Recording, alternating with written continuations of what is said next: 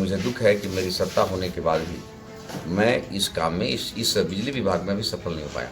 लेकिन भ्रष्ट कर्मचारियों अधिकारियों जो हमारी जनता का शोषण करने की नीयत से आज नगवा में चला रहे हैं, सब 82 में चला रहे हैं, सब हमारा विद्युत खंडचार का कार्यालय बलिया में, वो केवल एक बात उद्देश्य है कि जो अधिशासी अभियंता है चाहे अन्य कर्मचारी बाबू हैं, सब केवल जनता को लूट करने के लिए और सब मनमानी करने के लिए वहाँ पर आप चला रहे हैं। उसके पीछे केवल एकमात्र कारण है कि स्थानीय अधिकारी और कर्मचारी संवेदनहीन हैं, वो जनता की बात को सुनते ही नहीं। अरे अरे अरे, ये क्या कह गए विधायक जी? प्रदेश में आपकी ही सरकार है जिसकी बिजली विभाग पर आप सवाल उठा रहे हैं। उसी बिजली विभाग को Yogi Adityanath UP model of electricity कहते हैं। एक ही झटके में 3,135 करोड़ की लागत से बने 28 विद्युत उपकेंद्र का शिलान्यास और लोकार्पण एक ही दिन मुख्यमंत्री जी ने कर दिया था। और आप हैं जो गुस्से से लाल हो रहे हैं, कह रहे हैं कि सबसे ज्यादा भ्रष्ट यूपी बिजली विभाग ही है। अब 4 लोग सुनेंगे तो क्या कहेंगे? यही कहेंगे ना कि विधायक जी यूपी के विकास को बदनाम कर रहे हैं।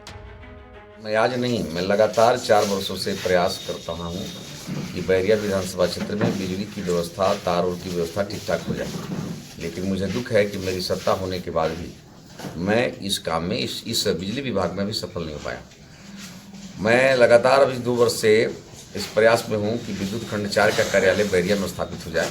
लेकिन भ्रष्ट कर्मचारियों अधिकारियों जो हमारी जनता का शोषण करने की नीयत से आज नगवा में चला रहे हैं, सब 82 में चला रहे हैं, सब हमारा विद्युत खंडचार का कार्यालय बलिया में, वो केवल एक बात उद्देश्य है कि जो अधिशासी अभियंता है चाहे अन्य कर्मचारी बाबू हैं, सब केवल जनता को लूट करने के लिए और सब मनमानी करने के लिए वहाँ पर आप चला रहे हैं। मैं इसी का प्रयास कर रहा हूँ। 25 लाख रुपया पास भी करा चुका हूँ यहाँ पर कार्यालय खोलने के लिए। तो ये तो एक मैं तो ये कह सकता हूँ कि सबसे भ्रष्टतम आज की तिथि में यदि सरकार को बदनाम करने की नीयत से गंदा रोल अदा कर रहा है तो बिजली विभाग के कर्मचारी अदा कर रहे हैं।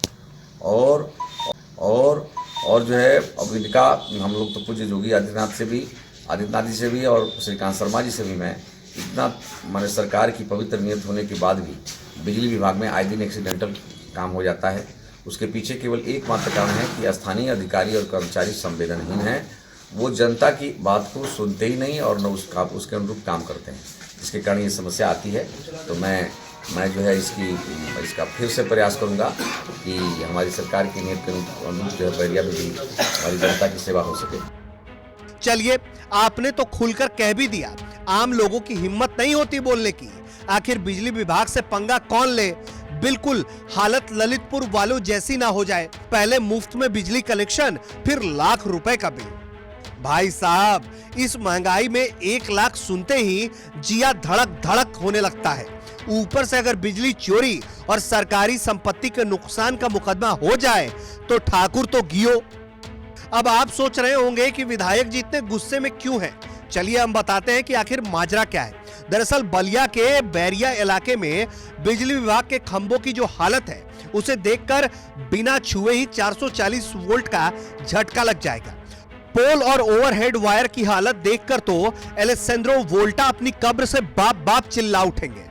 कहेंगे कि जिस कॉम्प्लेक्स इलेक्ट्रिसिटी सर्किट को बनाने में मेरी जिंदगी गुजर गई, बलिया बिजली विभाग ने उसे बांस की मदद से बना दिया।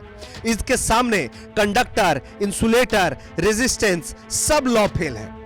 हैंगिंग गार्डन के बारे में तो सुना होगा, अब आप एक बार देख भी लीजिए हैंगिंग पोल। यहाँ के अधिकारियों को तो नेपच्यून प्लूटो पर प्रोजेक्ट देना चाहिए। ग्रेविटी सिस्टम के बारे में इनसे ज्यादा कोई समझ सकता है क्या? बेफिजूल में बलिया के बैरिया में बौरा रहे हैं। अब चलिए सबसे क्लासिकल सीन दिखाते हैं। एक बार इस पोल को देख लीजिए, नीचे साफ है लेकिन फिर भी टिका हुआ है।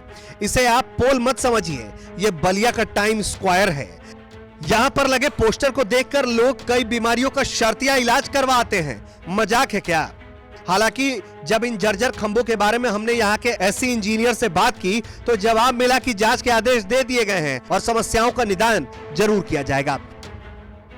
ये जो हादसे हुआ है, हालांकि इस हादसे के बारे में यहाँ अवगत कराना है कि इंसुलेटर पे जर्क आया और तार टूट गया। 4 तार जर्जर भी नहीं था और वो लाइन 5 साल पहले आपकी राजीव गांधी बनी हुई है, नई लाइन है, उस पर लोड भी नहीं जाता है। तो वो तो एक प्राकृतिक एक तरीके से मान लीजिए हुआ।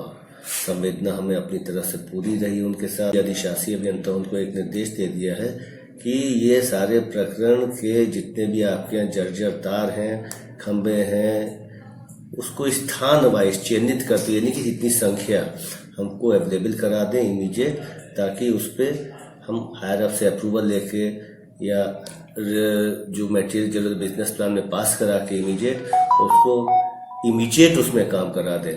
और जहाँ पे तुरंत आवश्यकता है वहाँ पे स्टोर से बात करके सामान दिला के वहाँ पे इमीडिएट काम करा दें, इसके निर्देश दे दिए गए हैं। चलिए, अब इस मामले में कब निदान होता है ये तो साहब ही जाने, लेकिन बलिया के इस जर्जर खंभों और तारों की वजह से लगातार दुर्घटनाएं हो रही हैं और लोग अपनी जान गंवा रहे हैं।